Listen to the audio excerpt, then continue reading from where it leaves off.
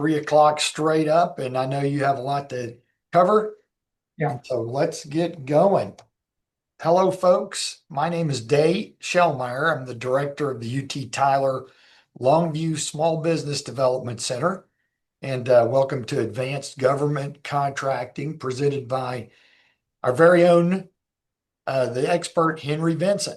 And before we get started, just wanted to give you a quick presentation about the SBDC. I know a lot of you were on last week's basic webinar, and I will blow through my slides very quickly so that you won't have to suffer through them again, but here we go. First, I just wanted to thank all of our sponsors. And here are the folks that helped us get the word out. You can see great group of folks here, EDCs and chambers who helped us get the word out about these very important webinars. And we really appreciate all of our sponsors.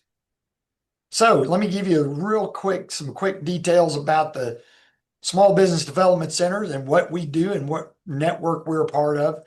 Just real quick, some accolades that we've gotten over the last year. We were SBDC of the Year last year. We've worked with a lot of wonderful groups, companies here locally that have won awards as well. Just wanted to highlight my staff. Got a great group of people here that work at the SBDC, led by Senior Business Advisor and State Star Award winner Virgil Connor. Brandy Flanagan, Mayor of Gladewater, is a business advisor of ours. Melissa Cosper, and then Melissa Hauk, who's our admin. So when you call in here, you'll be talking with Melissa. And I'd like to give a special shout out to Melissa. She did all the work to get this webinar put together and organized. So couldn't have done it without her. She's been fantastic. So what do we do? SBDCs, we work at no cost with entrepreneurs and small business owners to help them start and grow successful and thriving small businesses. And we serve Gregg, Harrison, Marion, Panola, Rusk, and Upshur counties here in East Texas. And these are some of the things that we do. We literally help entrepreneurs. Any entrepreneur can come to us, would like to start a business, never started a business before. How do we do it? And we literally step them through the process of getting their LLC going, their business plans, their financials, anything that they need to do to help, that we can guide them with to help them start a business. We get a lot of small business owners come in. They're ready to grow to the next level. They might need a loan. We don't loan money, but we can certainly help small business owners put lender packages together. We can introduce them to lenders. If they feel like they need an SBA loan or a conventional loan, we can help them, guide them in that way. We also get a lot of business owners that come in and something's wrong. They're not making enough money. They're making a ton of money and they're not, their bank account's not growing, or their sales have slipped. We can really help them figure out what's going on. And 9 times out of 10, if we can get to them quick enough, we can help turn them around. Now, how do we do this? We're part of a national grant program from the SBA, Small Business Administration. There's 1,000 SBDCs across the country. Every county is covered by an SBDC, and we're hosted by local colleges and universities, in our case, at UT Tyler. So we get most of our grant funds from SBA. We also get matching funds from the state of Texas. So that's how we can bring our expertise and our programming to you absolutely free. Here are some of the things that we've done. I mean, we've, in the last, since UT Tyler started hosting this program in 2019, you can see a lot of the things that we've done metrics wise over the last 6 years. Here's some of our great clients. I'm sure you'll recognize some of these folks. This is to show you the breadth and depth of the types of industries that we work in.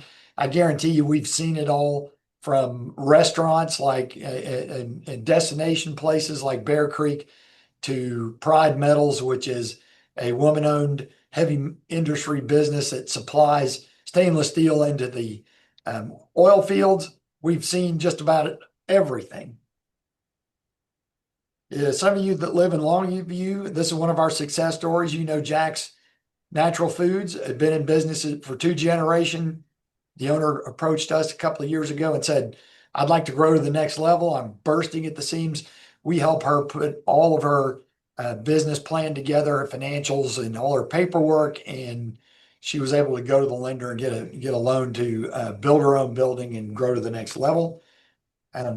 This is a great story. If you've been to Marshall in a while, there's a brand new brew pub there. The gentleman that owns the brew pub I met him at a Rotary meeting. Always wanted to brew my own beer and open a brew pub, literally soup to nuts. We started from the very beginning with him, helping him put his LLC together and got him all the way through to opening his store. So we've done a lot. We've helped a lot of businesses. How do you work with us? How can you schedule a meeting if you're a business owner or an entrepreneur? You just go to our website. It's right there, longviewsbdc.org. On the homepage, it says Business Assessment Survey. Click that button, fill out some simple questions, gives our business advisors an idea of what you're trying to do so they can prepare for the meeting. Once we get that survey, Melissa of our office will give you a call or send you an email and schedule a meeting with a business advisor. So here you go. This is our contact information if you want to take a screenshot or whatever. Again, our phone number is right there on the screen, 903-757-5857, or you can go to our website. If you have any issues with Zoom, please feel free to call the number. The webinars, just to let you know, will be posted on the tools page of our website as soon as we get this one, probably early next week. So if you missed anything, you can go back to our website and review this presentation. Questions are absolutely welcome. And there are no stupid questions. I want to make that clear. Ask your question if you have a chances are there's other people that have the same question. So please feel free to ask. We're using the chat feature, and feel free to type your question in. I will stop Henry and ask him the question in real time. So hopefully we can get your questions answered with Henry. And without further ado, I'd like to introduce our speaker. And it says about the speaker, Henry VINSON is considered one of the foremost experts on government contracting and procurement, having spent more than 14 years at the APEX Accelerator, program funded by the Department of Defense to help small businesses navigate federal, state, and local government procurement processes. Prior to that, Henry possessed an unlimited contracting officer's warrant with the Army and Air Force Exchange Services. He served as chief of the Construction and Equipment Division and attended the Masters Institute in Government Contracting. And I'm telling you what, you're in for a real treat. Henry is one of those guys that he's always said, and Henry, I'm stealing your thunder again. This is one of the most boring subjects on the face of the planet. And if anybody can make it light and throw some humor in there, it is Henry VINSON. I've seen this presentation a number of times. And anyway, you're very fortunate to have him delivering this information to you. And again, if there's something that you don't understand, ask questions. If you get to the end of this and you feel like you need more support, we can arrange that free of charge one-on-one with Henry. So without further ado, Henry, I'm going to stop sharing my screen. And it's all yours. Go ahead and take it away. Okay, thank you. I don't know about all of that. When I added up the years I've been doing this, it came up to over 100, and I don't know how that happened. But anyway, okay. Do you see my first slide? I sure do, Henry. Okay, cool. Yeah, welcome. I had a couple we did last week on Thursday, and I had a couple already from that group that I talked to. Really, really good. I don't have any bad ones. You know, I think I've talked to this year. I can't remember how many we had last year, but this year I've had about 15 or 16, and they're all good. They're all good. So I look forward to talking to you. The pleasure is mine. Yeah, I want to thank UT Tyler and Longview SBDC and Mr. Shellmeyer and Melissa for everything they've done. They've they're doing things here at this as evident because they got the award of excellence from the best SBDC of the year last year. So they're doing a lot of good things. So thank you for that. So yeah, what are we going to talk about here? I don't know. We'll talk about it as it comes up. First of all, yeah, there's a new thing going on called a revolutionary FAR overhaul, aka restoring common sense to federal government. I don't see where they get the restoring common sense because there's never been any there to start with. So if they have common sense, it'll be a first time, in my opinion. And this administration has given them all the way until November of next year. And they've already insisted that certain things be done by November of this year. And it's coming through. It's coming through. I saw one yesterday, which affects what I'm doing today a little bit, but we're not really sure how yet. I don't think they're going to change much insofar as how to write a technical proposal. Maybe I'm wrong. We'll find out. And why do I think they won't change much? Because it works for them. It works really good. So we're going to go over it. In any event, if you write a technical proposal between now and November of next year, it's probably going to be on this system. And I don't think there'll be many changes. We'll cross that bridge when we get there. And I'm going to show you how to stay on top of this and see these changes as they come down the pipe. I saw the one yesterday, part 15 of the Federal Acquisition Regulation has already gone through the process, and that's the negotiating thing. It's you can call it a chapter if you want to. They call it a part. So part 15 has made its changes. I didn't get a chance to go through it, but I will probably this weekend. So we'll stay in touch with everybody and make sure if I learn anything, I'll let you know. But in the meantime, you need to be on LinkedIn. You need to be on the government contracting page of LinkedIn. And on that page, there's almost 20,000 people on there. And there's a lawyer on there named Stephen Koprince, Koprince.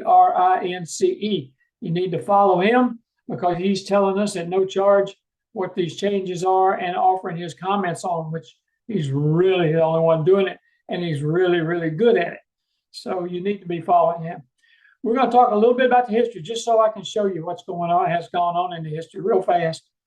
We're going to talk about rules, regulations, and law. We're going to talk about invitation for bid, and we're going to talk about request for proposal. We're going to talk about proposal preparation, which is the main part of this, by the way.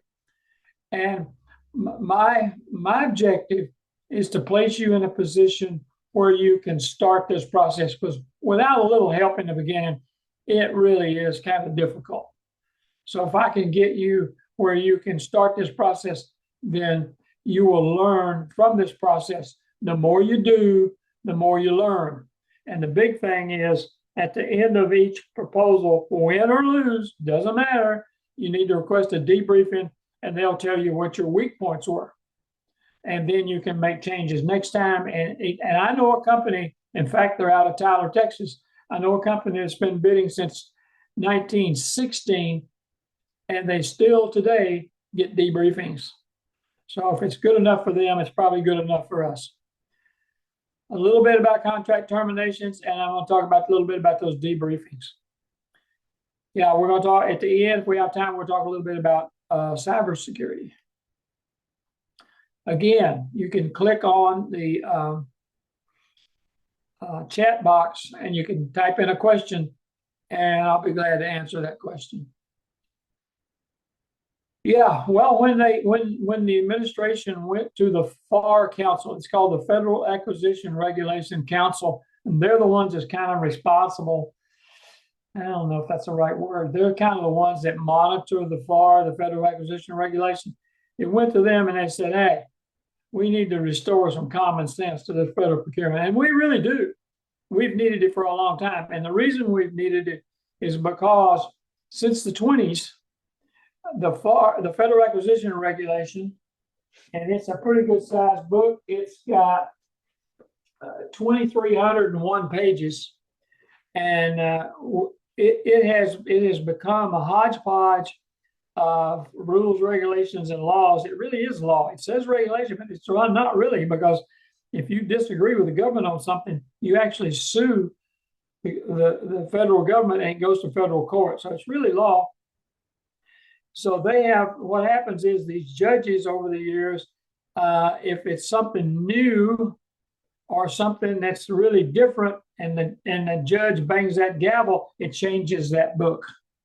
So you can see how this thing got where it is. So we are really doing something that most of us old guys have been wanting to do for a long, long time.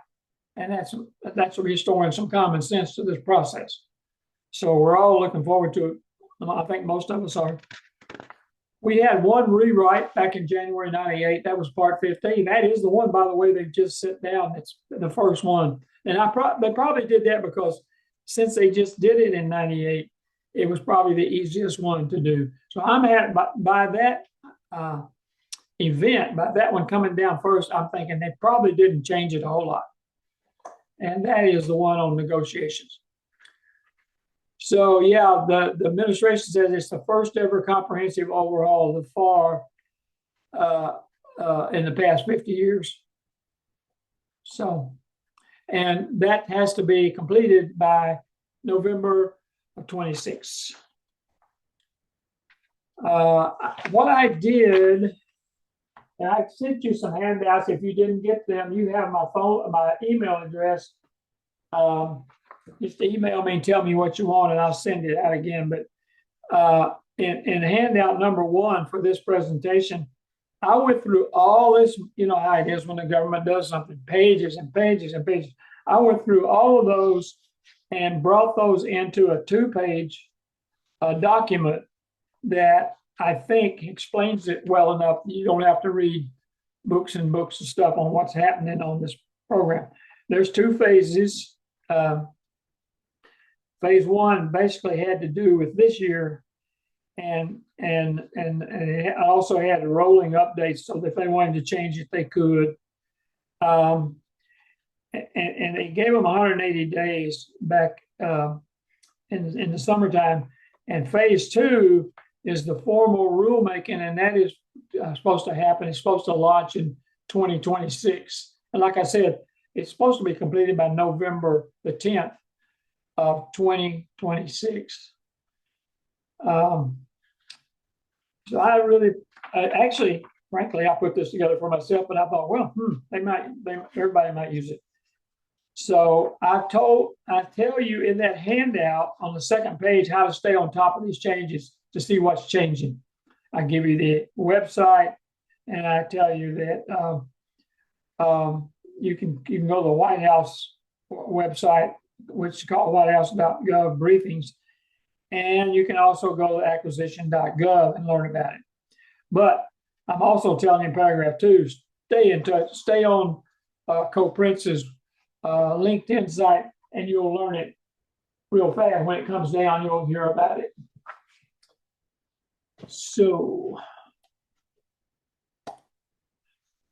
yeah, the Constitution gives the government the right to do the government contracting. It's been that way since day one. A little bit of when it started in 1792, the Treasury Department was delegated the authority for government contracting. I'm sure glad they don't have it anymore. But anyway, by 1861, it was changed to the Sundries Appropriation Act. And then by 1947, the Defense Procurement Act, which why is the Department of Defense now the War Department? Why do they have so much authority over this? Well, the War Department or the Defense Department buys most of the services and goods for the United States government. So although it's doesn't have any authority over it, it pretty much gets its way on what it wants. By 1970, the Defense Procurement Act changed it and added up to about 3,000 pages.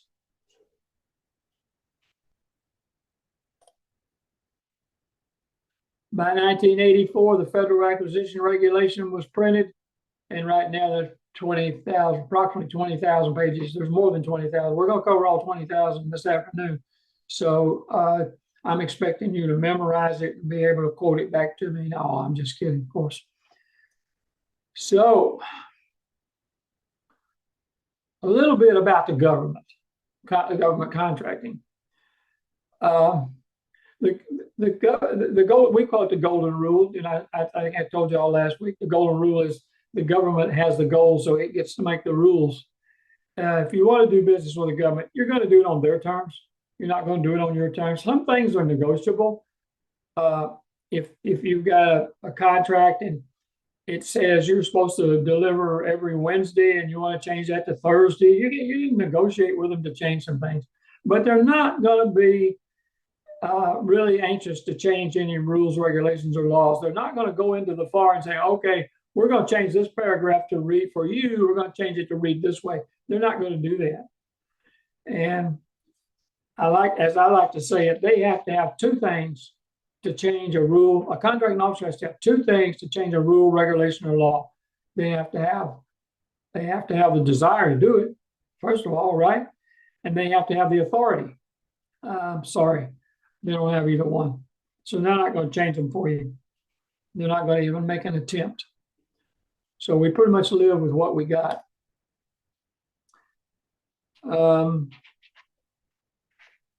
Yeah, I went, handout number 2, I bypassed it there. I did the same thing, only it's one page. I did the same thing for the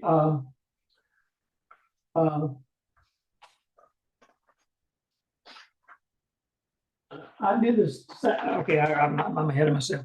I did a disclaimer for number 2, and what I wanted you to know that the disclaimer is there are going to be changes coming up. I may say something today that's not exactly right, but it's right today. It just may not be right tomorrow.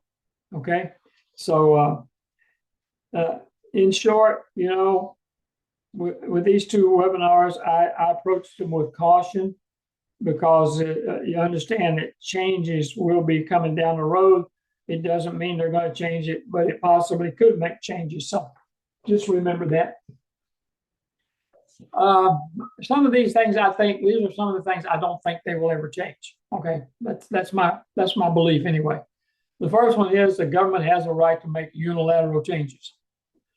So the government, let's say you got a contract. In that contract,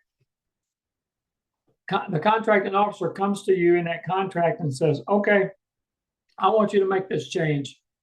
It is, I want it to be bilateral and it doesn't change the scope of the contract. And you say, no, I don't want to do that. It's not in my contract. I'm not going to change. Then the contracting officer is going to say, okay, change it anyway.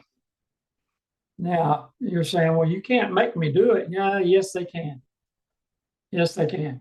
And I like to use construction as an example because it's a little easier for everybody to understand. So let's use the construction as an example and say there's a wall that's being built that's 12 feet from another wall. And the contracting officer comes in, or his or her representative comes in and says, I want you to build another wall just like that one, 12 feet out this way. And you say, well, that's not in the plans. That's not in the specs. It's not in my contract. I'm not going to do it. And they're going to say, do it anyway. Now, do you have to do it? Yes. And you say, well, that ain't fair. Well, maybe not. It's still in there. Let me tell you how they do that. You signed a contract. And in that contract, it had a paragraph called, guess what? Unilateral right to make changes paragraph. And you're saying in there, if the contracting officer wants to change it, as long as it's within the scope, they can't come into your contract if they're building a building somewhere and say, hey, we want you to build another building over on the other side of the military installation. That's changing the scope. But any changes they want to make to that building, they can do it. And you've signed a contract. You already agreed to it. So you don't have much to lean on. Now, what they're going to do is they're going to tell you, okay, I understand you don't want to do it. Give me your price. So you give them a price and say your price is $300,000. and they say the price should be $200,000. That's where the problem comes in. So what do? They pay you the $200,000.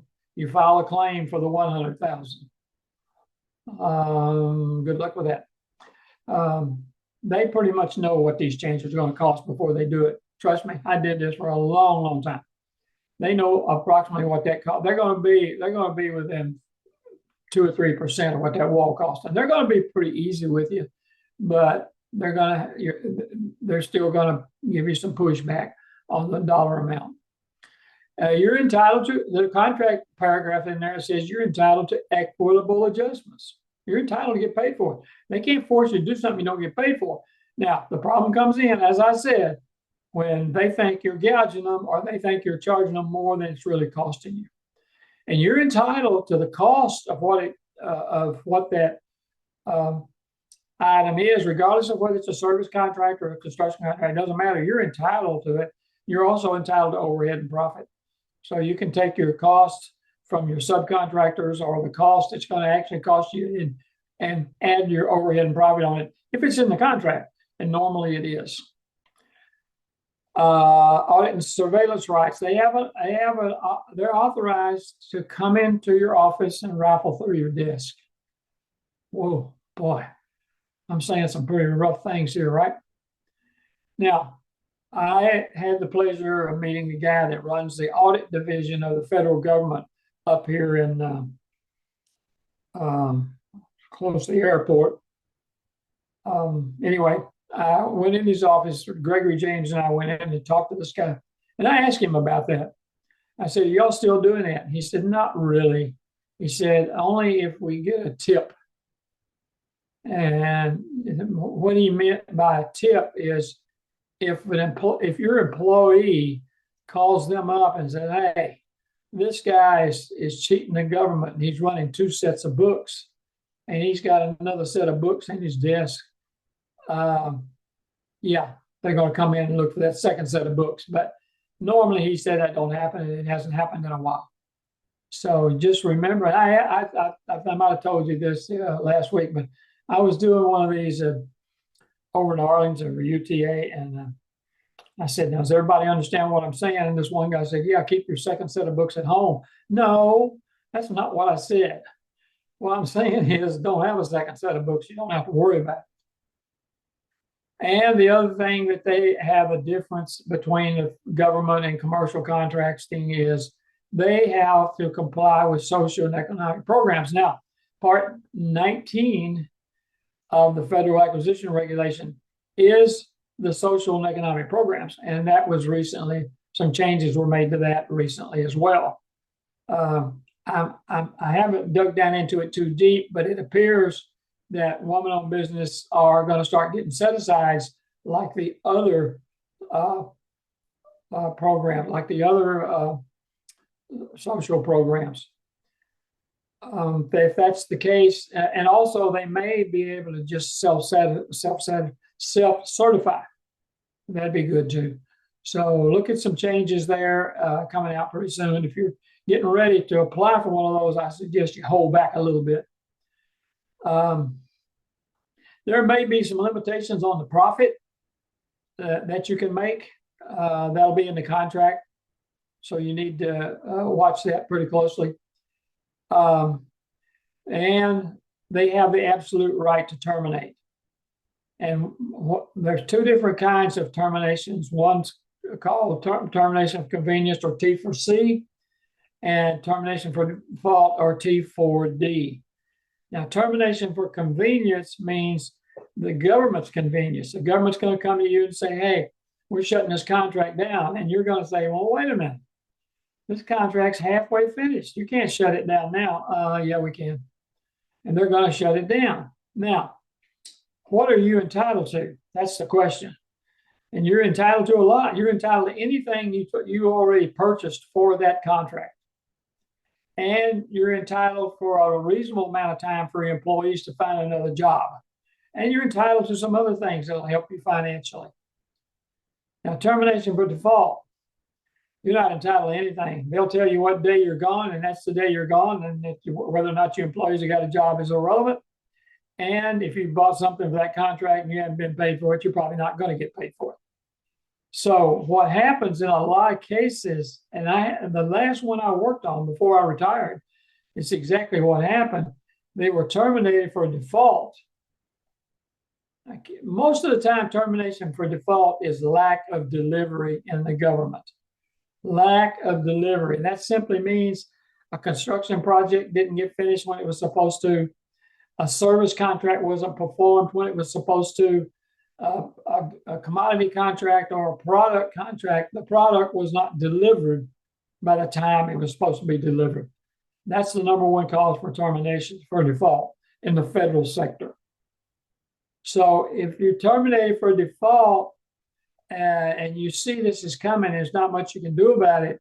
You want to try to get your attorney, and I suggest you get an attorney if you get one of those letters. Try to get your attorney to convert that to T for C. And a lot of times they'll do that because it's easier on them. And then you're going to be entitled to recover more of your money. So I hope that makes sense. And that's what we did. The last one I worked on this lady on, we got it converted for T for C.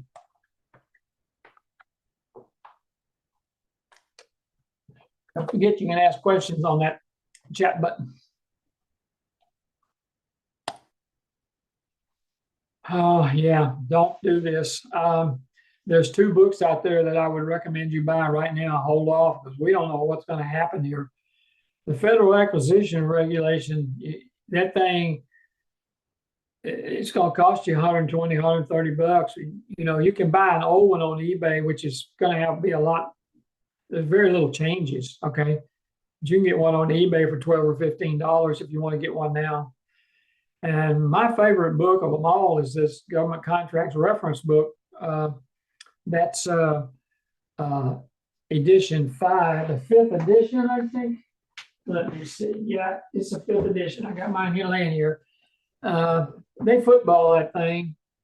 You can get it, the list price on it's $105. You can get it for $76. Hold off on that because after these changes are made, that book's going to be changed really fast. Now, I'm telling you this, it's probably going to be more expensive, but you're going to need that book if you're going to do government contracting. You're going to need both of them. Now, you can read the Federal Acquisition Regulation online for no cost. But to old guys like me, we have to have that book. I wish I could show you mine, but I don't know how to do that right. Well, maybe if you can see my picture, you can probably see it. This is my government. This is my 5th edition. You can see, and my Federal Acquisition Regulation looks the same way. It's all I got all these tabs in there, and it's highlighted and that thing. It looks like somebody sacrificed a chicken over the top of it. So anyway, hold off on those, but be aware that you're going to need those if you're going to do federal government contracting. Yeah, place to get them. I like to buy my stuff at Barnes and Nobles. They've done better with my book, so I'm pushing them. Oh, that wasn't very nice, was it? Okay, I did this last week, and I want to do it again because I can't overemphasize the importance of these words. Should, may, must, and will. Okay. Those words are negotiable. You will start this contract on Friday the 13th. Well, wait a minute, I can't do that. I need to start Monday. You must start this contract on Friday the 13th. I can't do that. Can we talk about this? I need to start on Monday. Now, of course, should and may, they're kind of self-explanatory. Okay, let's say it says you shall start this project on Friday the 13th. It's not negotiable. Don't even ask. Now, that's why, I think shall is the strongest word in the English language. So we know that our laws are written with the word shall, right? And the reason they're written with the word shall is they're not negotiable. Scripture tells you, you shall not do whatever. You shall not. And it means it's not negotiable, right? So after we know, now these are my definitions, but After we know my definitions, where do they use these words? Well, they use shall when you got to do it, and they use these other words when they got to do it. Basically, that's true. So my point to you, my first tip, and there's going to be many of them, you might want to make some notes. My first tip to you is if you're reading a solicitation and you're getting ready, and I'm going to show you one here in a few minutes, or part of one, you need, in my opinion, well, let me tell you what I did. I had a fine tip red ballpoint pen, and I drew a square around the word shall every time I saw it. And you say, are you kidding me? It may be on one page 50 times. And yeah, there would have been 5 red squares too. And the main reason I did it, it's most likely that's going to cost me money or cost my contractor money. So we need to identify that word so that when we go back and get ready to put, you're going to read through your proposal several times. Hint number 2, you can't read your solicitation and your proposal too many times. You're going to have to go through that. I'd say go through 3 to 5 times through the solicitation before you ever start writing it. And so when you draw that square around that word shall, then you can see where you've got to put your emphasis, right? So please don't forget that on these words. It's super, super important. Okay, I mentioned this briefly last week. One of my, I'm not sure she's on here today. I think she had an event she had to go to, but one of my really, really good clients picked up on this last week, and she called me out on it. And she was right. I mentioned it last week, but I didn't go into details because I was wanting to go into details today. So anyway, I went into details with it for her when I did a counseling session. Yeah, if you want a counseling session with me, you just have to follow the call Melissa, and that number was on Mr. Shellmeyer's last slide, and we'll probably give that to you again. But anyway, call her, and we'll set up a 1 hour anyway, and hopefully we'll do more than 1 hour. And I said this particular webinar, hopefully, I shouldn't say it like that. Let me say it this way. This particular webinar will set you on your journey for writing a technical proposal. And believe you me, you really need something like this to get you going. Now, here's another tip coming. You learn this process by doing. You don't learn it by listening to Henry for hours and hours and hours on webinars. But this one's pretty important because it gives you an idea of how you need to get started. So let's talk about an invitation for bid. Invitation for bid is a public opening and not negotiable. An invitation for bid is a public opening and not negotiable. An invitation for bid is a public opening and not negotiable. Now, I had a college professor one time tell me if you tell somebody something 3 times, they'd remember it. I had a college professor one time tell me if you tell somebody something 3 times, they'd remember it. I had a college, oh, you get the point. So anyway, what is a request for proposal then? Well, a request for proposal is the opposite. It's not a public opening and is negotiable. So that's what we're dealing with today on writing a technical proposal. Normally, that's the way contracting officers talk. You can't hold me to nothing. Normally, contracting officers will put out an invitation for bid, and you will put in your price, and it'll give you the place, the time, and the room, or whatever this thing is due, and you hand carry it, and you're sit there after you take it in, and at the due time, they have a bid clock. And when that bid clock reaches the secret time, they close the door. Then they list everybody's price on an abstract. And then they do a quick, lost my train of thought. That's what happens as you get old. You start forgetting things. Yeah, I know my name. So they're going to do a quick check of responsive and responsible. Are they responsive? Did they do anything to change the intent of the solicitation? Are they responsible? Are they in this business? You know, if you paint houses, are you trying to build rockets? You got to be within the same NAICS code. If they say the NAICS code is a certain number and that's not your number, then you're probably not going to be responsible. Now, what do?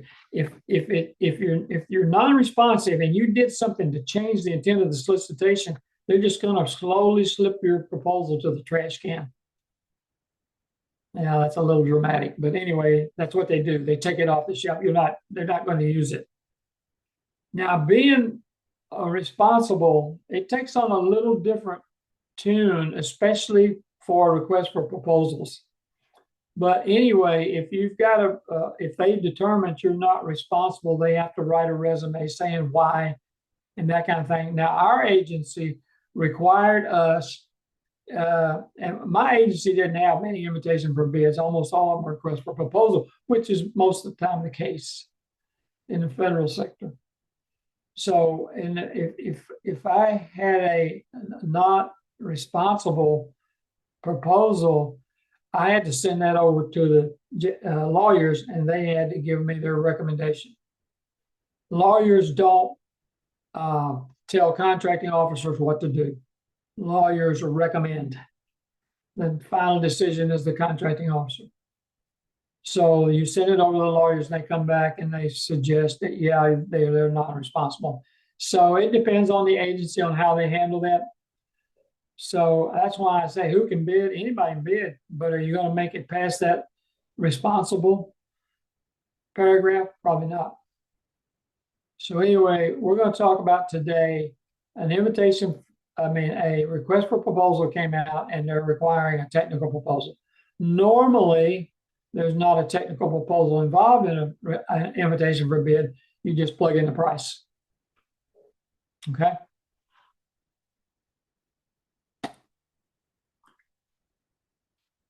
GSA, I'm going to talk. Let me tell you about GSA. Of the people that I've seen that got a GSA schedule, they call it, they got a GSA contract, they hired a consultant to do it for them because it's a time consuming and you got to learn. You're going to have to memorize the federal acquisition regulation.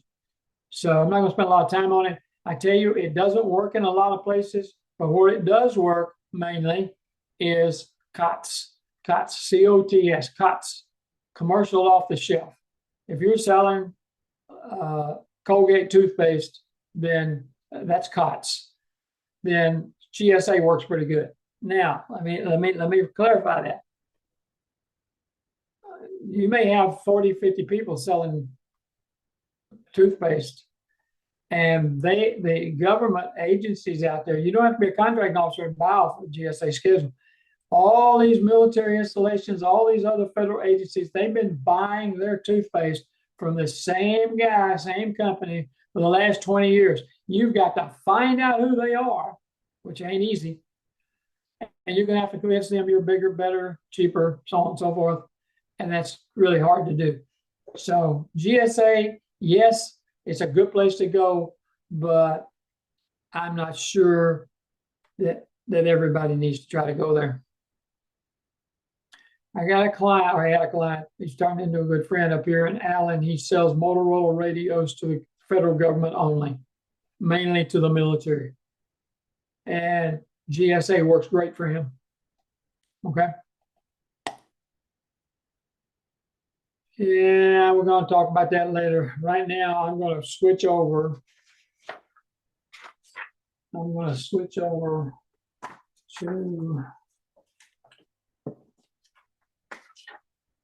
and I'm going to ask you, well, before I do that, I sent out a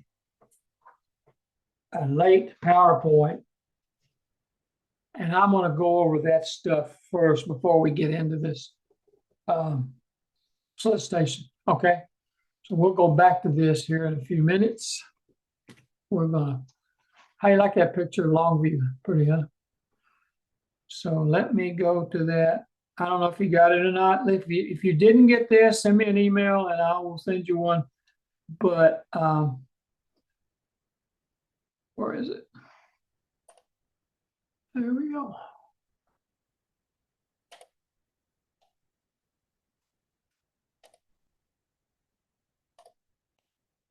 Okay. If you didn't get it, just make some notes and we'll go through this. And then, like I said, send me an email and I'll email it to you. I tried to use, there's 60 people signed up. I don't know how many's on here, but there's 60 people signed up, and I sent out 60 of these. Yeah, let's talk a little bit about contracting officers making an award. Before we get to the technical proposal, a contracting officer receives the request for proposal, or somebody in their office does, and they accumulate those, and they have a due time, a due date, and a due place. Now, most of the time, we know what a due time and the due time and the due date was set back in the 50s. And what it does, it keeps a level playing field. Everybody, and it was a law. It was a contractor that sued the government, and a federal judge, they call it Contract Board of Appeals, and a federal judge in the Court of Appeals said if everybody else had been allowed that extra 6 hours, they might have had a better price. So bang, when he, and it was a he in those days, when he hit the gavel, the rule was changed that at a certain time, they won't accept proposals anymore. Now, a due place. This is really important, guys. Due place is usually a room. A room. A good example is the Corps of Engineers in Fort Worth. Corps of Engineers has a mail room downstairs. They have a bid room upstairs.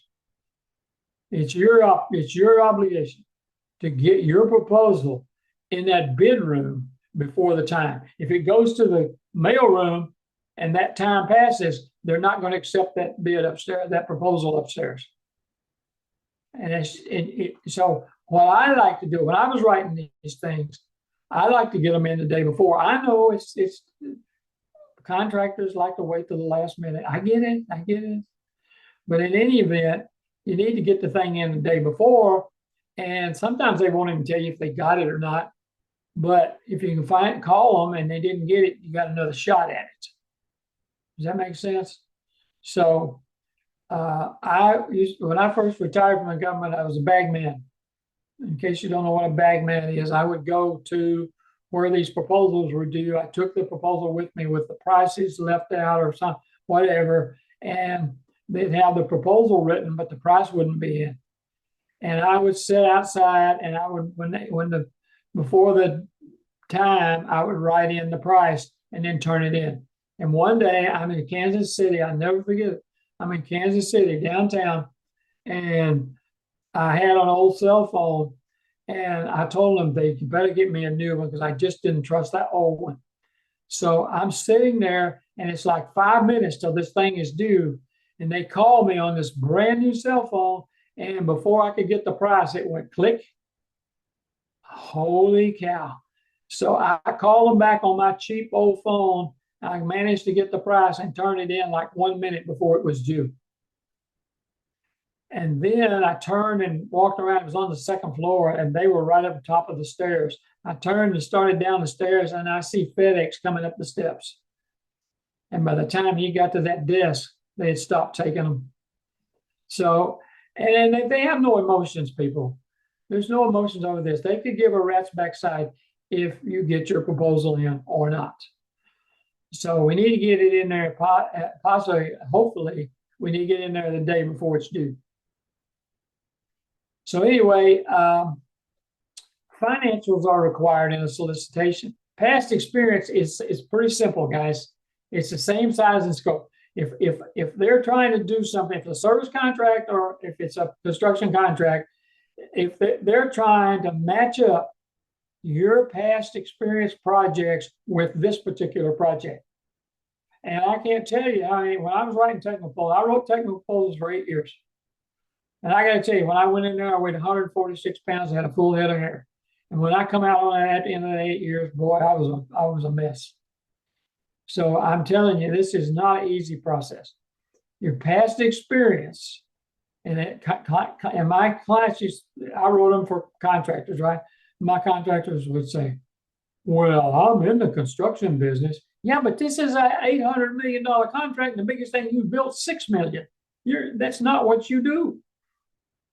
So you have to, and now, I mean, they'll take a leap.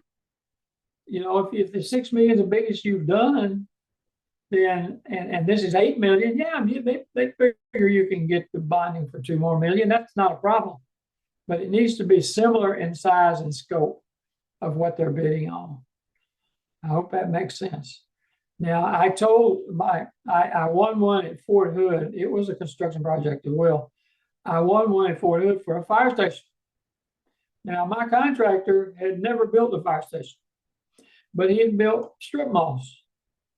And by the way, your experience, unless it says it has to be a government project, which I've only seen 1 or 2 that way, most of the time it doesn't matter if it's a civilian project or if it's a government project. It doesn't matter. And so I wrote this thing up, and you know, an EPDM roof is an EPDM roof. A concrete slab is a concrete slab. A concrete block wall is a concrete block wall. The only thing I can tell you is my writing skills were so good that when they read this thing, they could see fire engines coming out of a strip mall. And I got it. It was a $6 million contract. Financials are required. It tells you in the solicitation what they got to have, and you don't have a choice. You say, oh, they want my bank manager's name and phone number. I'm not giving them. I don't want them calling my bank. Okay, then go do something else, because you're not going to get the contract if they want to talk to your bank manager. And what they usually want to know is they want to know what the average is. Average high 2s, low 6s. Where are you in the process? That's all they want to know. They don't want to know dollar amount. Yeah, they want fair and reasonable pricing. Now, sometimes people read that paragraph in the solicitation for fair and reasonable pricing, and they say, well, pricing is unimportant. No, that's not true, guys. The pricing is important. So when the contracting officer finishes the resume, writing up the winner for this contract award, they have to make a statement that the prices are fair and reasonable. Now, a lot of people think, well, 20 people bid on this and my price was right in the middle, so I'm fair and reasonable. No, the fair and reasonable price has got nothing to do with that solicitation. It has everything to do with pre-awards, things that have been awarded in the last year of similar size and scope. That's where they get the fair and reasonable pricing. And I can tell you something else. Just because your price is cheaper, it doesn't mean that you're a better proposal, because I like to use this as an example. The new hospital down at Fort Hood was $1.3 billion. And the company that got that, it was 2 companies that joined together, 2 big companies, of course. And they said in their solicitation, the Corps of Engineers only asked for lead gold. They never asked for lead platinum.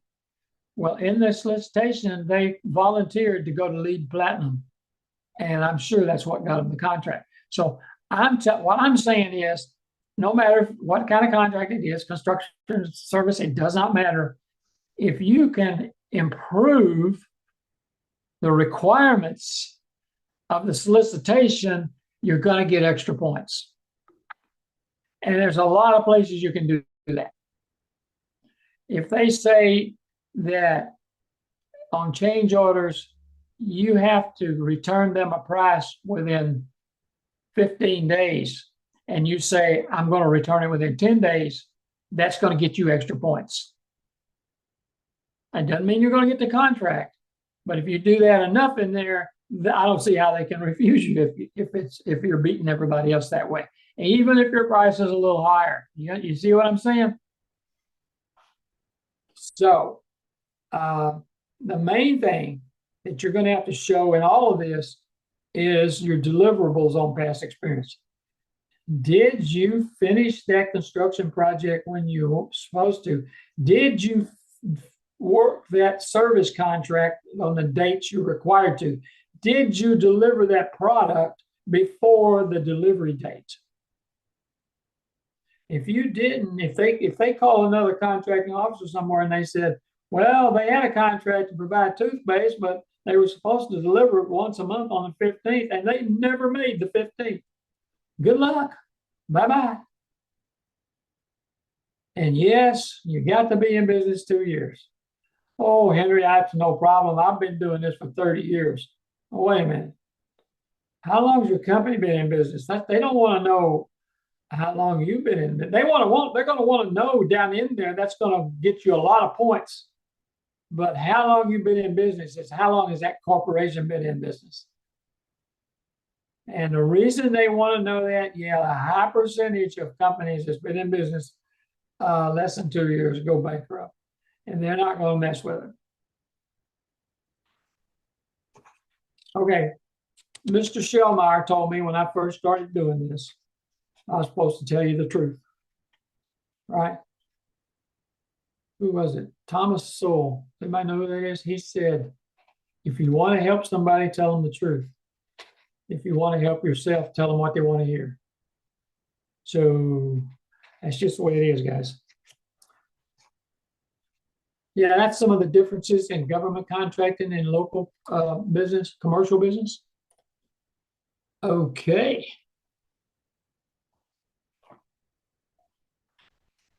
This is some good information here. First thing I did, now I don't mean you got to copy me. I'm just saying I've seen it where you don't have all the pages you're supposed to have to a solicitation.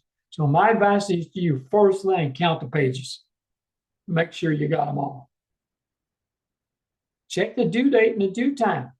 We're going to talk about that a little bit later, but the due, when this thing is due, has a lot to do with what's already happened. You know, most of these solicitations are on the street for 30 days. And a lot happens that first week.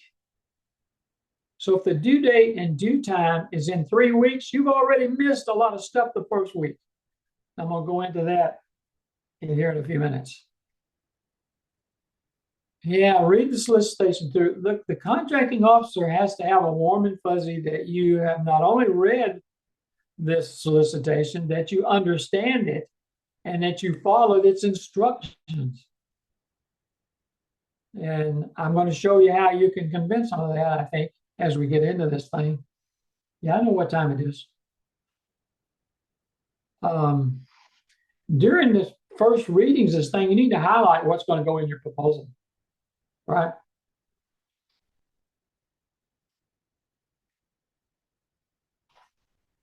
Okay. Yeah, if you can't follow it, look, if you can't read, you're going to have a problem with government proposals, with solicitations. If you can't understand the solicitation, you're going to have real problems. But if you can't follow instructions and put it in a proposal, you're not going to be successful. Yes, I'm not trying to get you not do this. I'm trying to save you some grief in the beginning. Okay. Sam, okay, the last thing that the contracting officer does is go to your SAM and see if it's active. If it's not active, they push it aside and go to the next one. No emotions. Push it aside, go to the next one. Why? Well, the federal government cuts no more paper checks. You probably heard me say that 1,000 times. They no longer cut paper checks. They can only pay you electronically. And they can't see your bank routing information if your SAM's not active. So they're just going to go somewhere else, go to somebody else.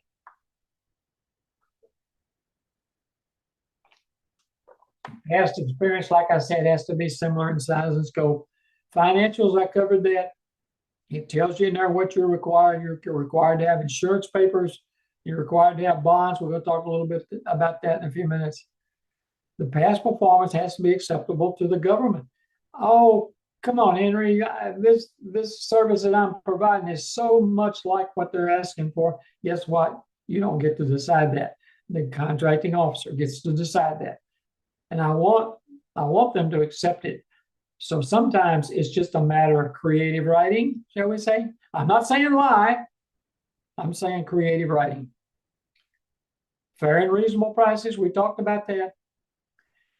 Can you prove your deliverables with on your past experience? They're going to ask you the name and phone number of people. They're going to say something like, we want 3 to 5 of your current or past projects less than 5 years old that is similar in size and scope. And you're going to go, wait a minute, what does that mean? Current projects. That current projects normally means it's at least 50% complete. So if this is for a barbershop and you're cutting hair, then that contract, you need to be halfway through that contract before you can use it.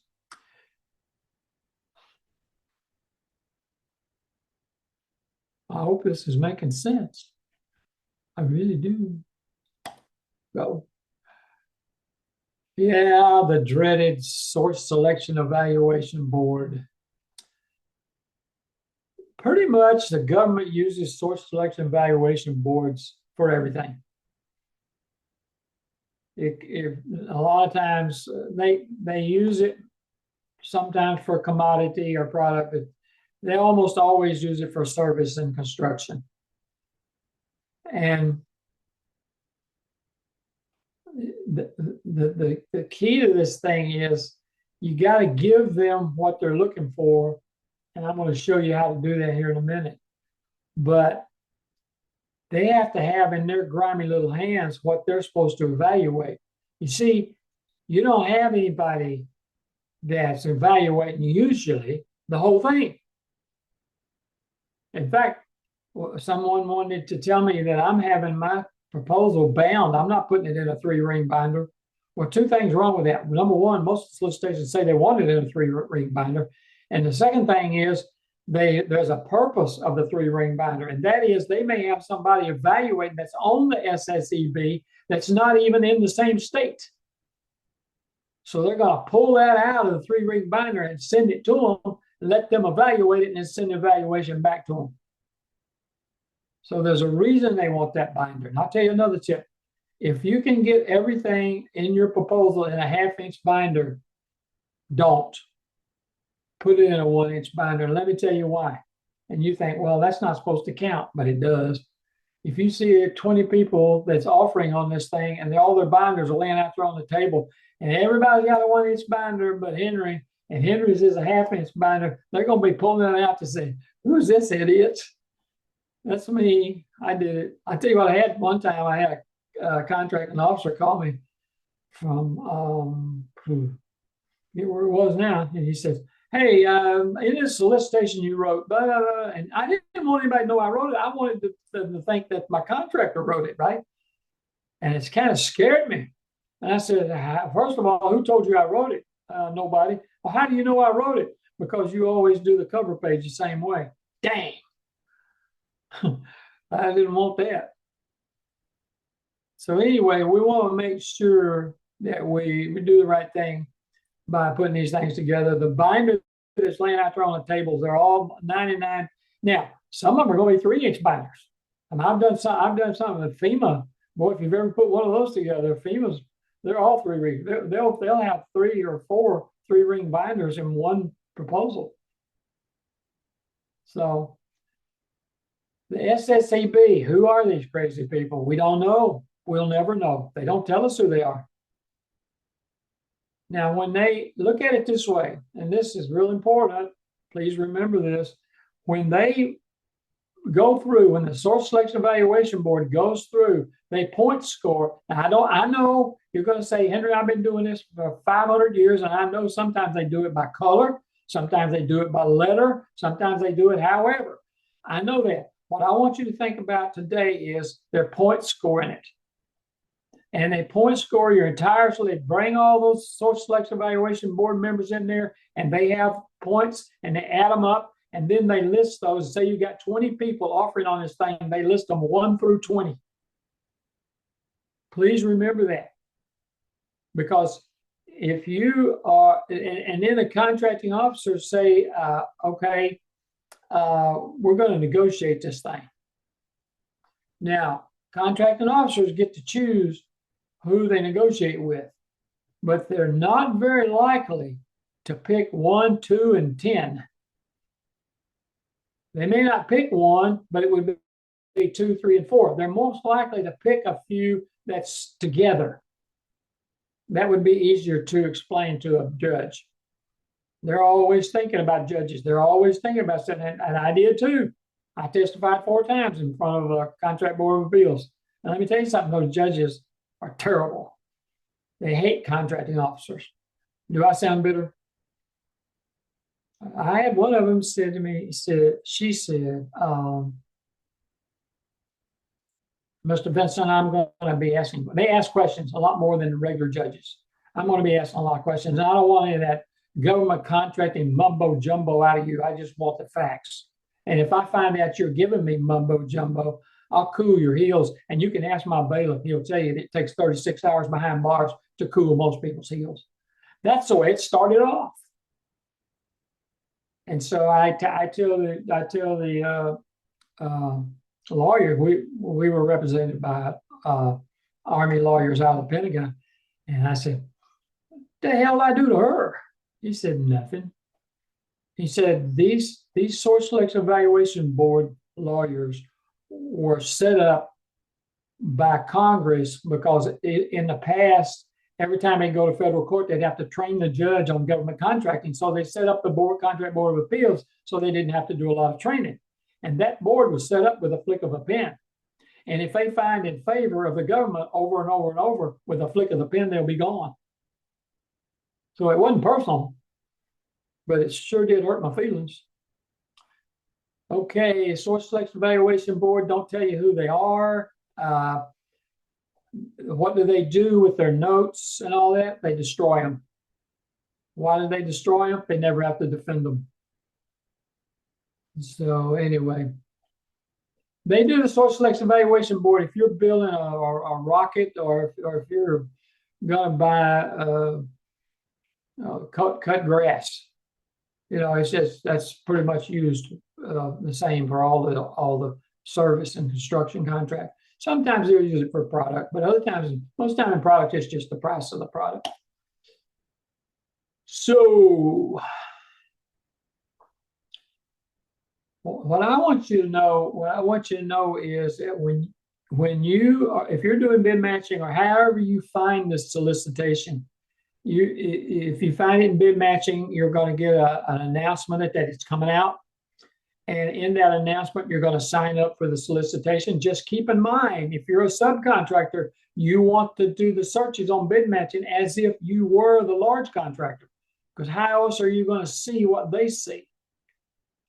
So after you see the announcement, you sign up for the solicitation. Now, if you want to bid directly with the government, the lot happens. Normally these things, if it's a $4 million contract, or if it's a $400 million contract, it's going to be on the street 30 days. Yeah, I know. You're just going to have a good technical team that puts your proposals together. After you put a few together, it's not so bad. Let me give you some advice. You might want to write this down. But after I put together a proposal and I send it in, and I win, lose, or draw, I want a debriefing. Win, lose, or draw. And some contracting officer say, wait a minute, I'm not going to give you one because you won. No, the Federal Acquisition Regulation says I'm entitled to it even if I win. And what you want to do, why you want to do the debriefing, is you want to know where your weak points were. Just because you won doesn't mean you didn't have weak points, and you want to know what they are so you can fix it for next time, right? So your debriefing should be, and I'll just go ahead and cover the debriefing now. The only thing, and you can go Google federal government contracting debriefings, and you can read more than you want. But the one question, and they do them most by phone. They do them by phone. Don't do them in person because you don't want to get on an airplane, fly to Fort Lewis, Washington to do a debriefing. They do them by phone. They do a good job. And why do they do a good job? They do a good job because that's really their plan to combat your lawsuit. So if you sue them, you're hearing what they're going to tell the judge. So that's a good place to capture the information and fix your proposals so that you don't get that rating next time. Okay. So in that first week of the solicitation, there's several things going on. Number one is a pre-proposal conference. It's probably going to happen the first week. Oh, Henry, I got this solicitation too late. It's due in a week.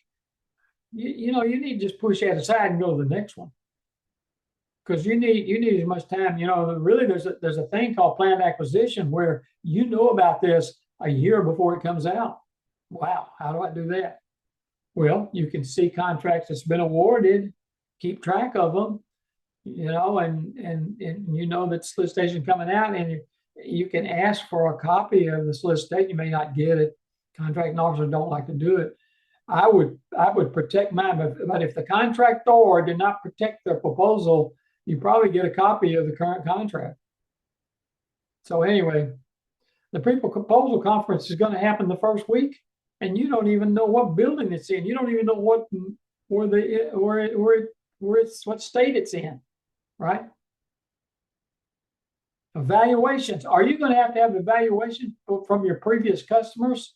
If you've done a contract of similar in size and scope, you're going to have to get an evaluation from they call the owner. The owner is the government agency. You're going to have to get an evaluation from the government agency on how well you did. And you got to have that by when the solicitation's due. You need to be requesting that the first 2 or 3 days of the solicitation. Because if you try to send that to them the week before the solicitation is due, they're probably not going to answer it. And they use that to set points for whether or not you're going to get the contract. Okay. I say email your bond company, tell your bond company, hey, here's a solicitation number. They'll go look up the solicitation and come back with the right insurance papers. Now, why is that important? That's important because if you're offering on a solicitation or bidding on an invitation for bid, and you use your current insurance umbrella policy, and then you find out 6 months into this project that you don't have enough insurance and you're going to have to pay $5,000 extra for more insurance, where's that $5,000 coming from? Well, if you're bidding on this stuff, you're plugging in overhead, which is you're going to pay all your expenses, and profits. So what happens to the profit at the end of the project goes in the bank. How are you going to build wealth if you're going to start out with zero every time? So if you don't have the proper insurance and you have to pay extra money, that comes out of your profits, boys and girls, and that's not what we want. Okay. Email your insurance company and tell them to send it to you. The bonding company can take care of everything they need because you just give them the solicitation number.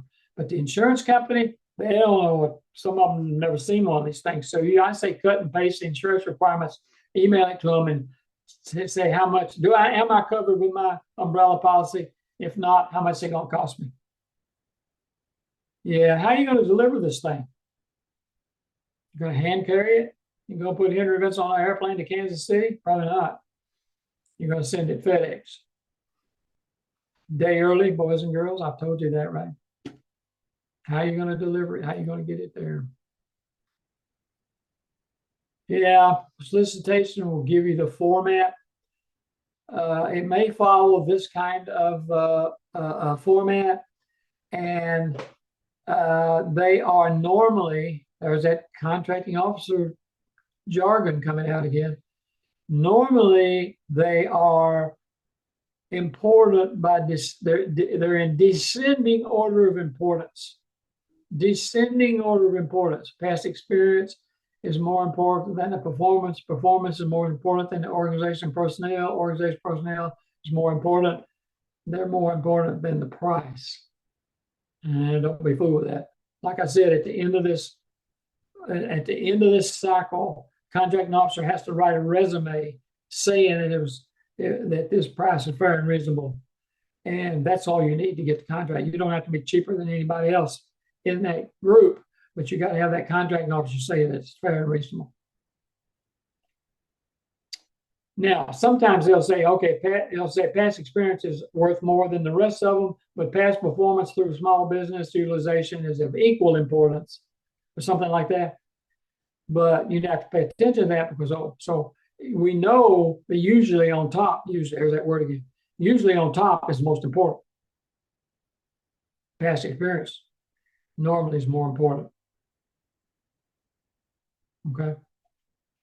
I know it's all running together. You got copies of all this stuff, and I'm still here until Mr. Shellmeyer runs me off. Yeah, this is pretty much how it runs. We're gonna look at one here in a minute. It's an old one, but it's still a good one. You have there's a cover letter, and that should be the first page in all binders.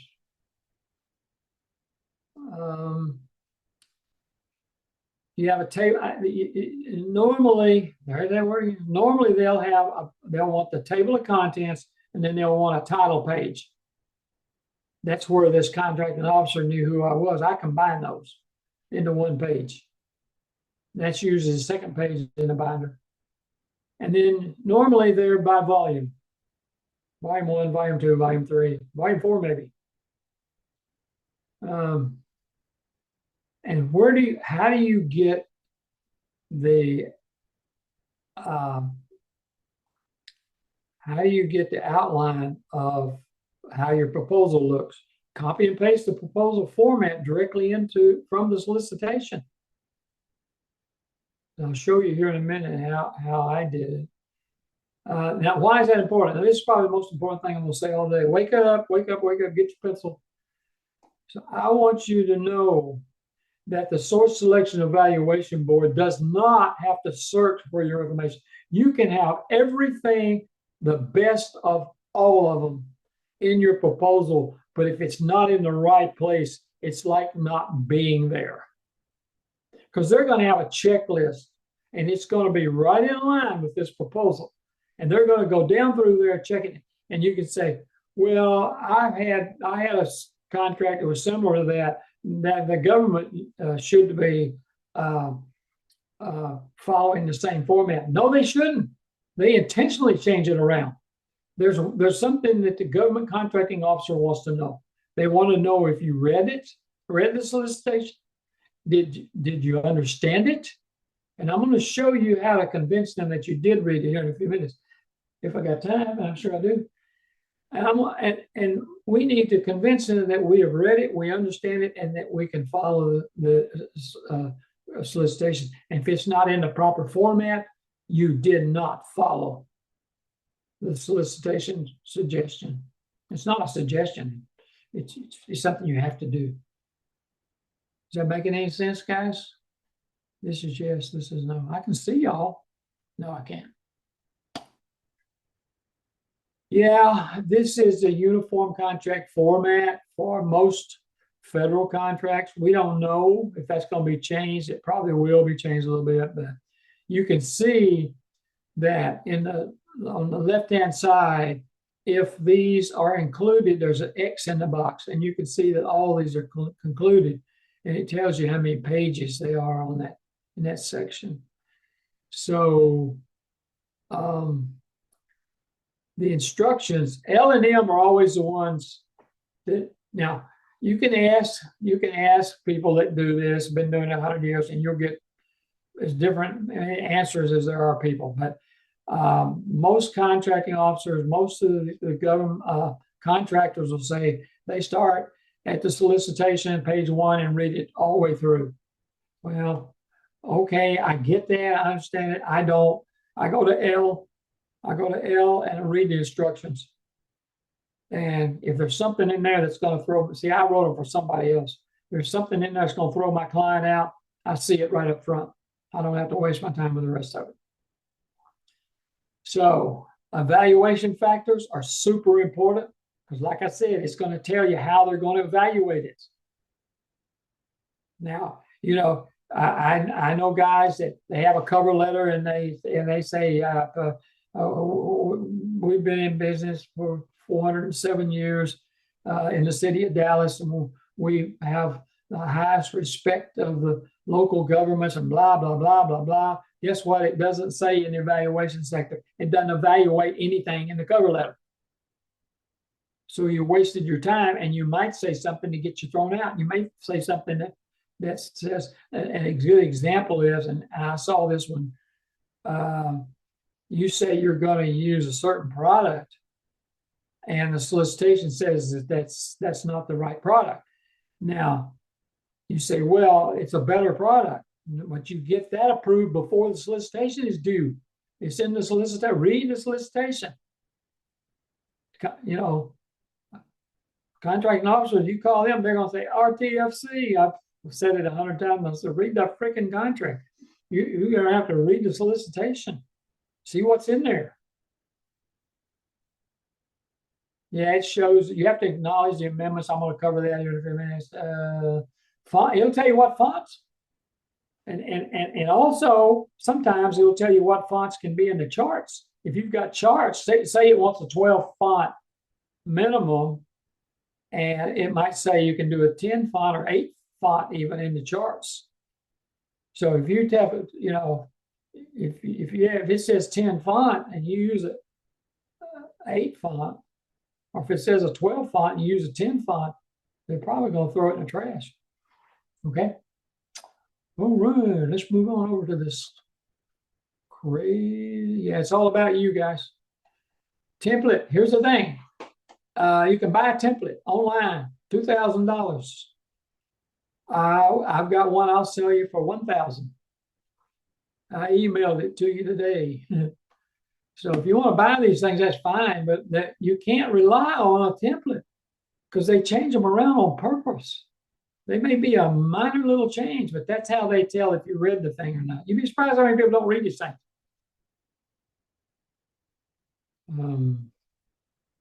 Yeah. Okay. It's all about you. It ain't about somebody else. By the way, you copy somebody else's, 3 to 5 at Leavenworth. Yep. Have fun. Okay. I'm not going to talk about that. I'm going to go to and you've got a handout number 3. I would kind of like for you to go to that if you want to make some notes on that sucker. This is an old one that I pulled out from 2008, but it's still good. Now, like I said, I'm not sure what changes they're going to have. I had hoped to have more on it by the time we did this, but I don't. It came out, like I said, it came out yesterday, but I didn't have time to really go through it. Now, here's another thing. You probably ought to write this down. This is my theory. I got to be careful how I say this. This is about who gets the most points. If you wake up, sit up straight, get your pencil. If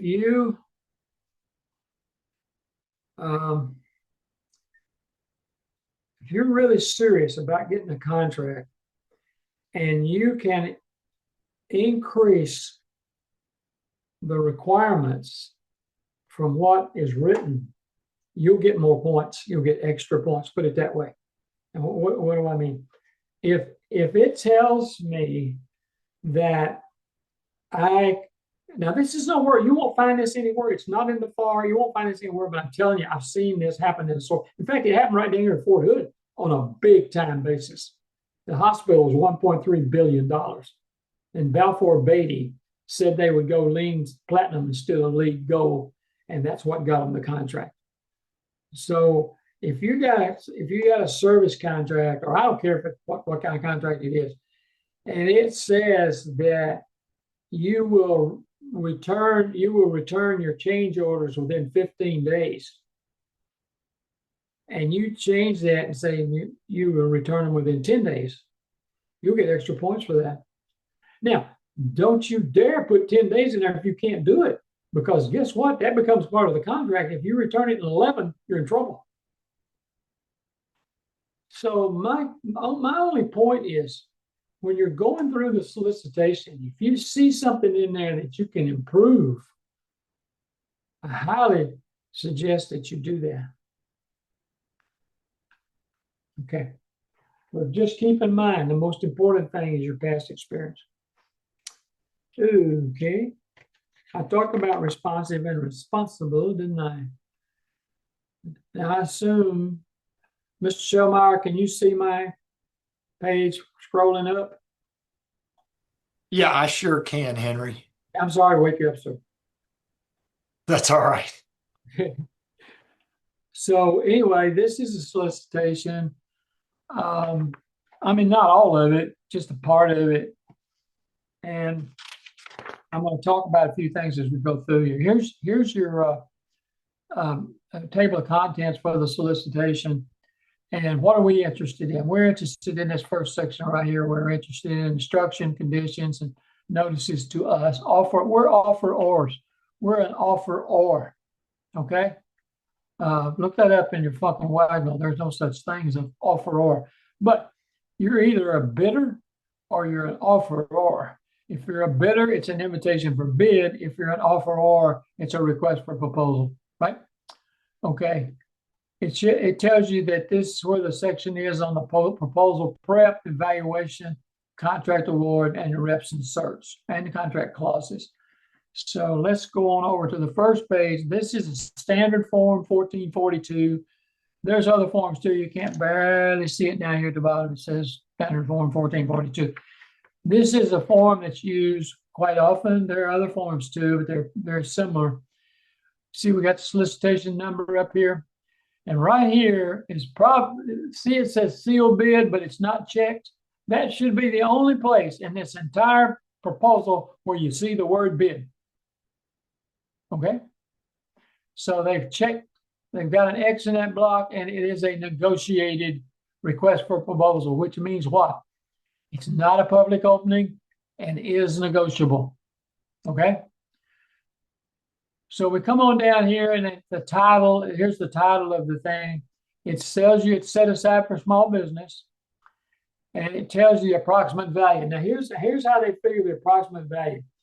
They go to the Federal Acquisition Regulation, and it says if your estimated value of this project is in between 1 and 5 million, then you tell them that the approximate value is 1 to 5 million. If it said 5 million and $1, it would say 5 million to 10 million. See what I'm saying? It's almost not usable. What they're trying to do here, I've been told, is if you have bonding, and a lot of this stuff in service contracts and construction, you got to have bonding. If you have bonding, then you can say, well, wait a minute. I have 25 million. I only have 25 million aggregate, which means I can only have $25 million under construction, or I'm performing on as a service contract. And I've already got more than that, then I'm wasting my time offering on this thing. So if you drop on down, it says directions for submitting bids. This is one of the reasons I picked this one. Whoever's in contracting was either new or, I won't say it, dumber than a bag of rocks. Okay. They shouldn't use the word bid. And right down here, it says envelopes containing bids. Guarantee. The bid guarantee is what it really is. Must be sealed, marked, and addressed as follows. Mark envelope, bid under solicitation number, put solicitation number in, when it's to be opened, and the date and time and all that stuff. You know, down here, it tells us, this is one of the reasons I used it right down here in block 13. See this block 13? It says sealed offers. See, that's right. It's an offer. It's not a bid. And original and 11 copies. My goodness, what are they going to do with 11 copies? You know, I've seen a lot of original and 5 copies, or usually 4 copies, but I've never seen 11. What they going to do with 11 copies? But you don't send 11 copies and they will slowly roll it over in a trash can. So they want 11 copies. They tell you again when it's due. That tells me somebody don't know what they're doing. See, they tell you right here, and then they tell you again here. They don't need to do that. So, and it says right down here, the bid guarantee is required. Any bid, it's not a bid, it's an offer, in excess of $25,000. So you got to have a bid guarantee. So what's a bid guarantee or an offer guarantee? Okay, a bid guarantee is an invitation for bid. Offer guarantee is a request for proposal. It has to be 20% of your offer price. So whatever your offer is, your bid guarantee has to be, or your offer guarantee has to be 20% of that figure. Now, what is that for? Service contract and construction, but it's mostly in construction, but there are service contracts. It's saying if you back out before this contract's awarded, your bonding company is going to have to make up the difference in the price and give us a new contractor. Wow. So if you back out and you don't, and the next guy comes in, no matter what their price is, the government doesn't have to pay extra for it. Okay. So let's just cover the other two while we're there. The bid guarantee has to go in with the proposal. And I tell you in here, you contact your bonding company. In most cases, you can give your bonding company the solicitation number. They'll go find it and they'll give you everything you need. They'll give you a letter that says how much bonding you have. That's per project and aggregate. You may have $5 million per project, which means you can't bid on anything over $5 million. And you have an aggregate of 50 million, so you can't have over that amount in projects. Okay. So that's a, I'm sorry, let me back up. I'm talking now about I know you're all scratching your head, right? Okay, we'll go ahead and scratch it. We're gonna have a performance bond and a payment bond. And a performance bond is gonna be whether or not you are terminated for default. You didn't perform. That's why it's called a performance bond. You stopped performing. And in most cases, like I said, 95% of these is a contractor didn't finish on time. They didn't do their service contract on time and didn't deliver a product on time. So you get terminated for default and they tell you your contract's over on Friday the 13th, hit the road.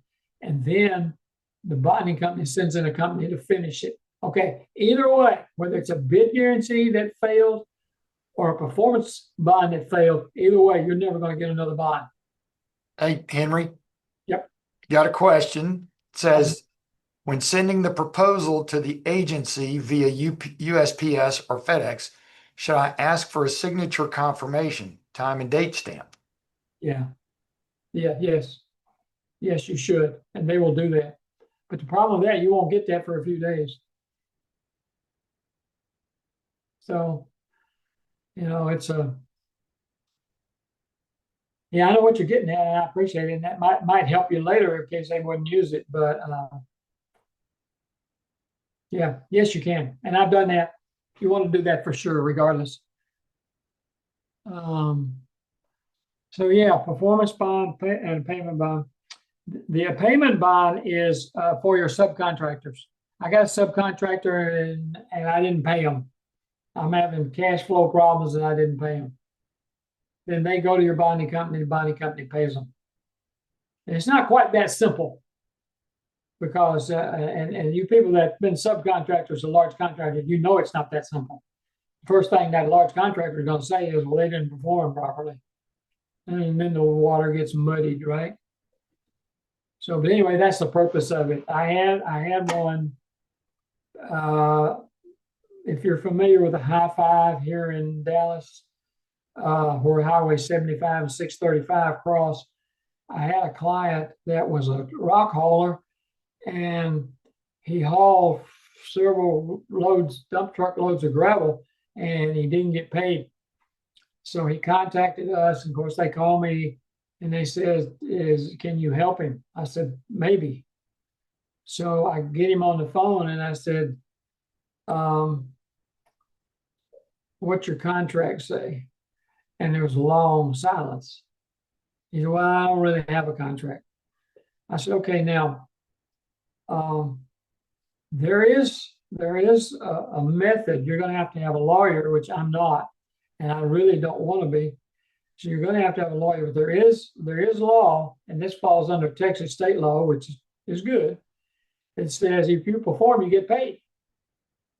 You got to prove you performed, and you got to prove that you didn't. Your performance was, legitimate. So, yeah, you can get paid that way. But if you don't have a contract, he said, well, I've been doing business with this guy for 20 years. I've never had a contract. And then the silence was on my end of the phone. And I'm thinking, no, okay, that's not a good reason. If you're going to be a subcontractor, I don't care who you are, you need a contract.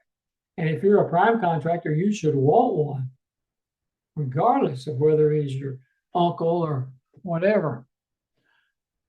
So anyway, yeah.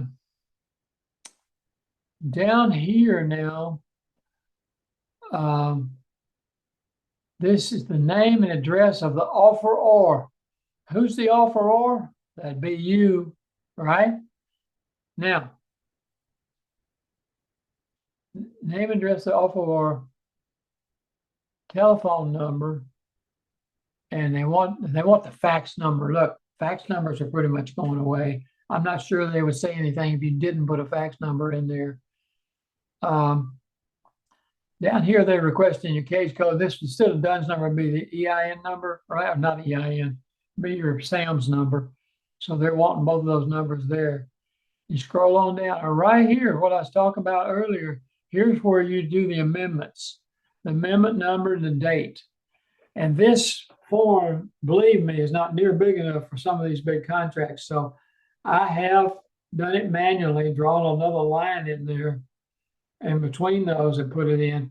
The best way to do it, though, I think, is to make a notation in this last box, see attached, and add a page to your proposal with all the numbers listed.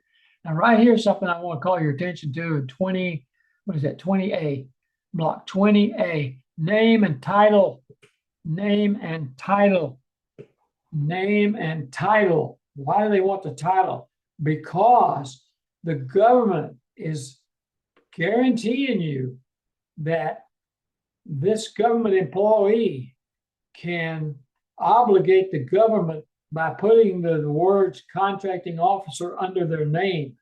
It's very serious for somebody to put contracting officer under their name and they are not a contracting officer. So they're guaranteeing you that. They're asking you to guarantee them that you can obligate this company. And marketing manager can't obligate the company to nothing. So they want to see vice president, president, CEO, whatever. They don't want to see manager at all.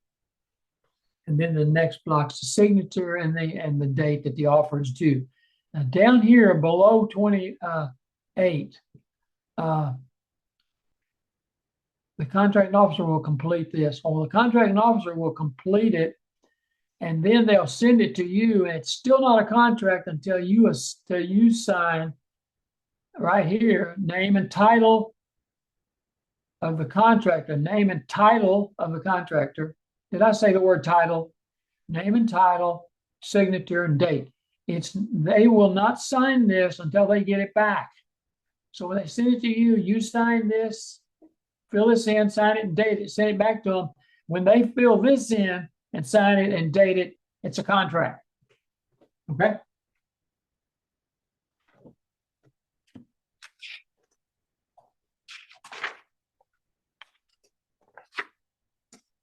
Okay.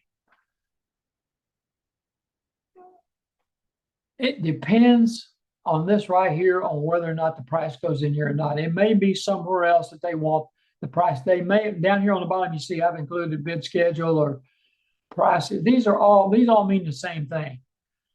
Proposal schedule, bid schedule, price proposal, prices, exhibit B. These are all the same thing. If they've got a separate one for price schedule, then that's where they want the prices. It may be by division, if it's by division or whatever, you have to include the 16 division breakdown or something, and you wouldn't be able to put the price in here. Okay. Okay. Now, speed up, Henry.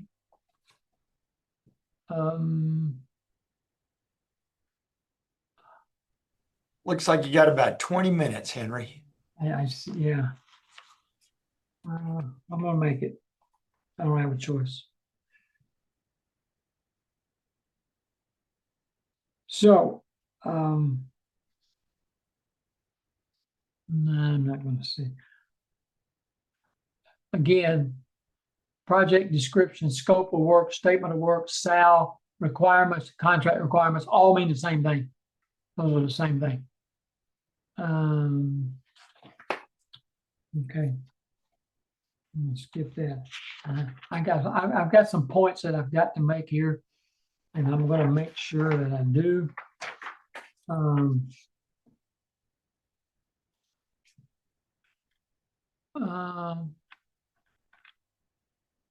Right here it says proposal conference.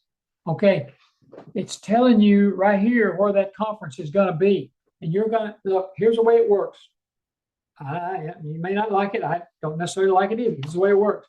In most cases, there I go again. In most cases, local contracts, county, city, DFW, DART, local governments requires you to be at the pre-proposal conference.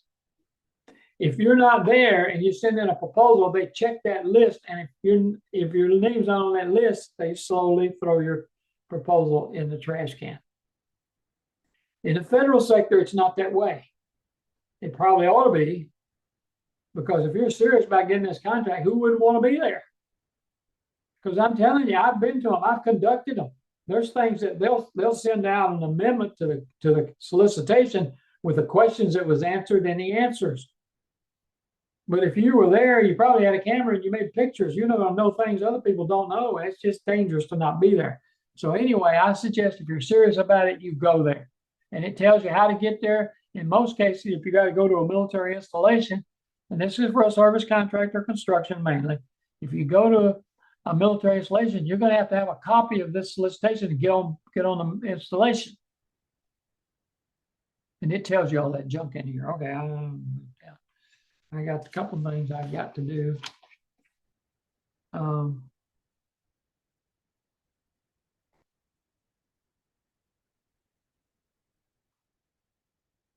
Well, when I review these things, I go to this section first, okay? And this is how you prepare it, how you evaluate it, and how they're going to award it. And I'm not going to. You can read these later. You've got a whole set there, and these for some reason these got in the wrong place, but that's okay. They're still there. This is your format. And we know from looking at this that there's volume 1, volume 2, volume 3. So we know there's 3 volumes here. And usually, there I go to word again. Usually that's 3 binders. Okay. And I suggest in most cases, there I go again, they're 1-inch binders will work. Okay. You can see that the technical proposal is 50 single-sided or 25 double-sided pages. I would not give, it's up to you. You know, you're responsible for the success and or failure of your company, not me. But if I were you, I would not do 25 double-sided pages. And why is that?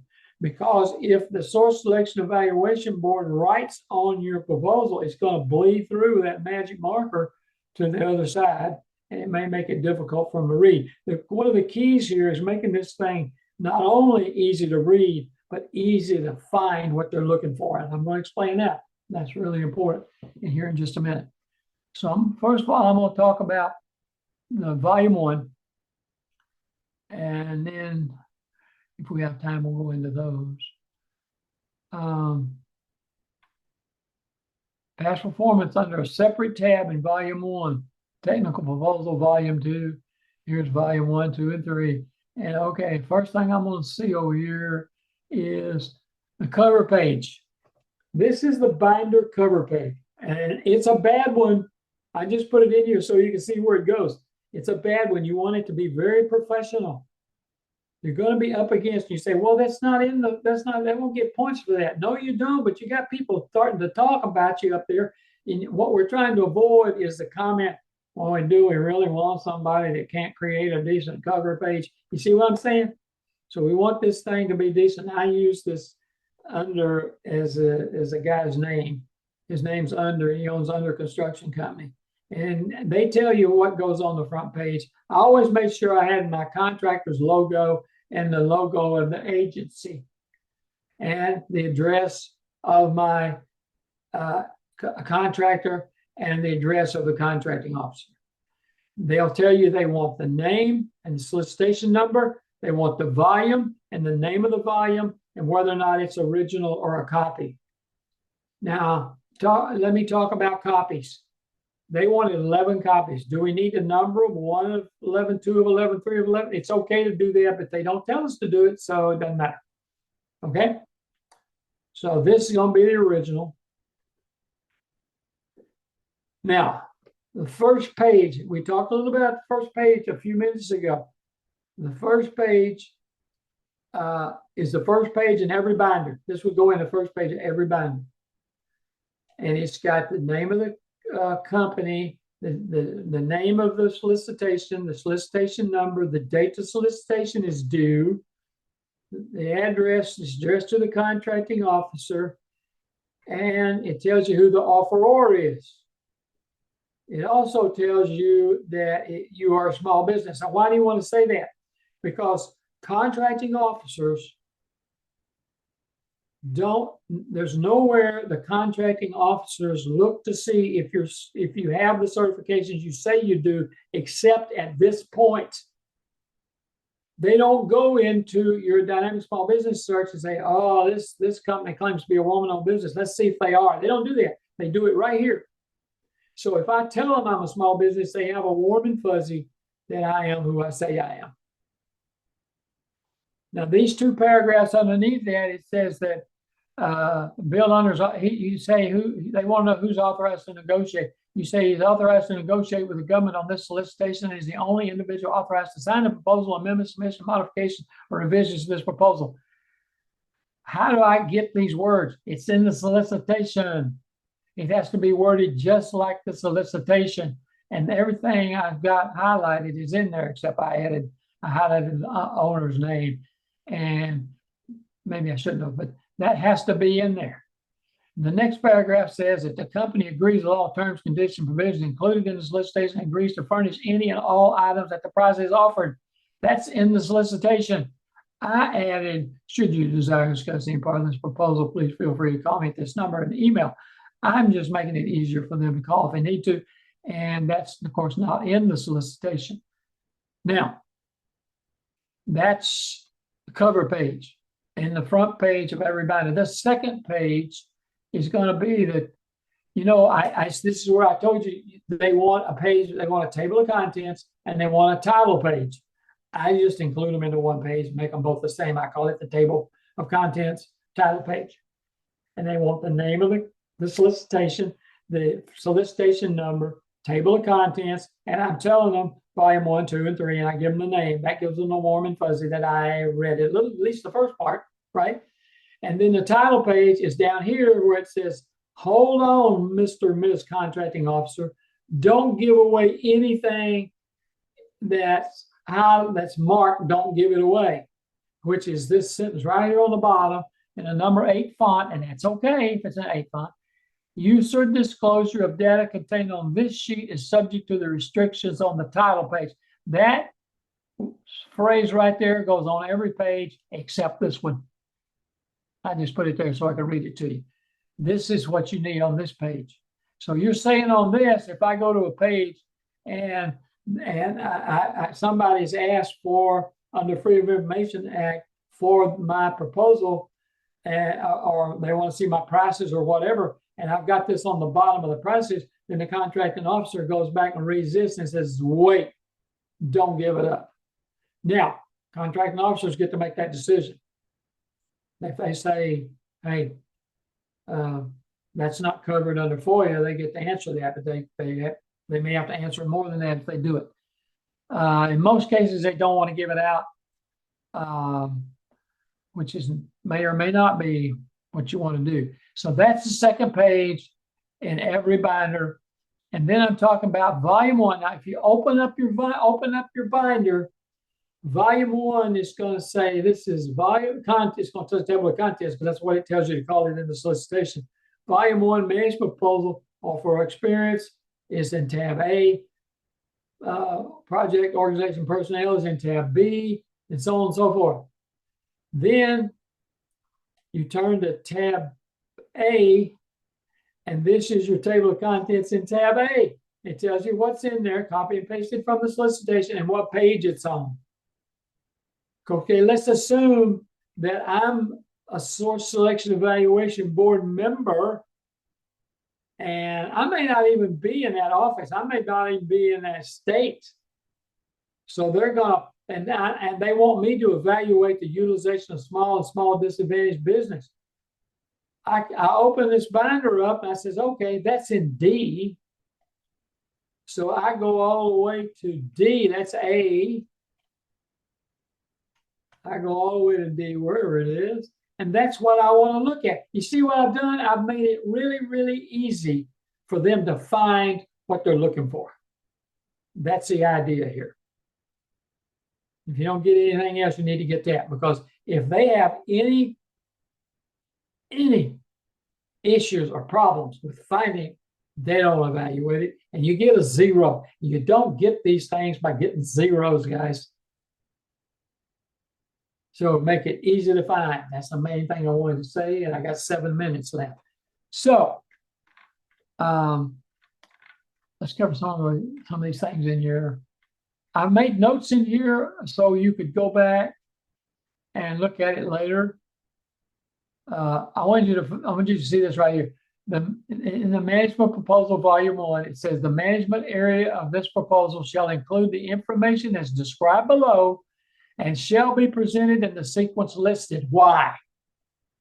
Why should it be in that sequence? Because I assure you, I guarantee you, the Source Selection Evaluation Board checklist is in this sequence.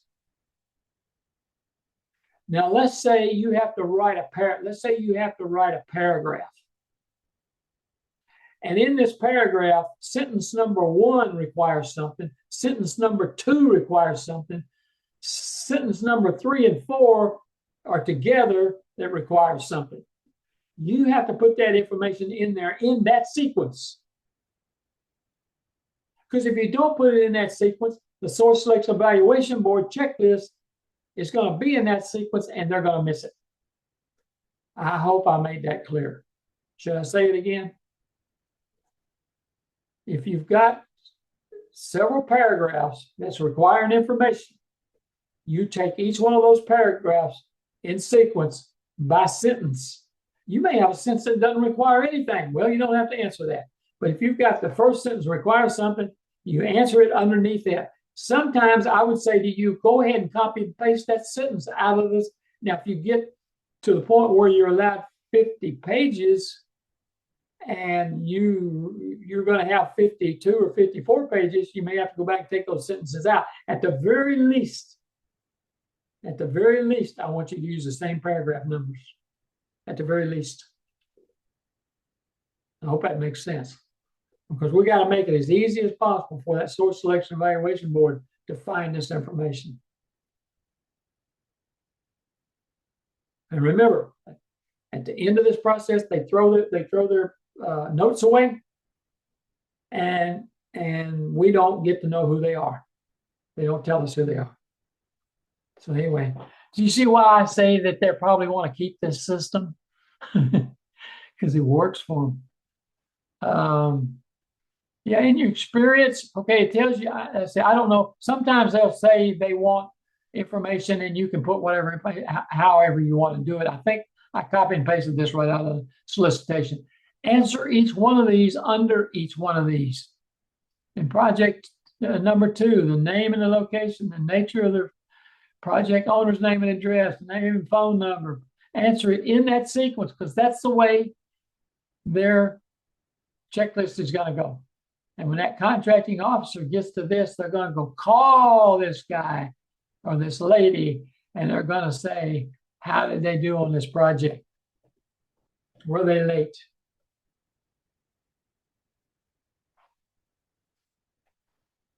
We making sense so far? Okay, here's one I thought was pretty funny. I use this one because it's kind of weird. Hey, Henry, I'm sorry to interrupt. There's another question here. Okay. What were the sources for finding opportunities again? There was a UTA source that was mentioned last. Bid match. Yeah. Bid matching. Yeah, that's a good question. Look, bid matching is offered through the APEX Accelerator. You may end up there eventually if you want to. They charge for that service. They don't charge for anything else. Well, they have a convention once a year. They charge for that, but they don't charge for counseling or what have you. And if you do their bid match service, they really don't help you much. You have to have your own keywords.